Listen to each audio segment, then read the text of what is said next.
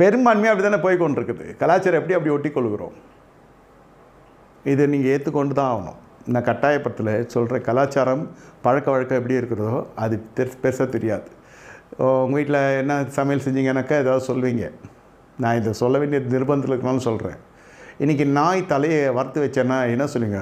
காரி மூஞ்சில் துப்பிடுவீங்க. என்ன ஃபாஸ்ட் என்ன சாப்பிட்றீங்க? நாய்க்கு ரோஸ்ட் பண்ணுவீங்கன்னா என்ன செய்வீங்க? வீட்டில் சேர்ப்பீங்களா? முதல்ல என்ன ஐய முகம் மாறும், ஒரு மாதிரி அருவருப்பாக இருக்கும். ஏன்னா அது பழக்க வழக்கத்தில் இல்லை.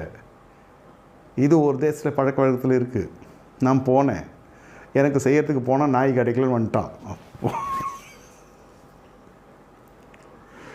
இதெல்லாம் நடந்துச்சு.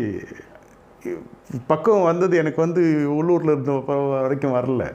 அப்படி ஒரு சுற்றி வரப்போ தான் தெரியுது அவனும் தேவனை தொழுது கொள்கிறான். இது எல்லாம் நடக்கிறது பழக்க வழக்கத்தில்.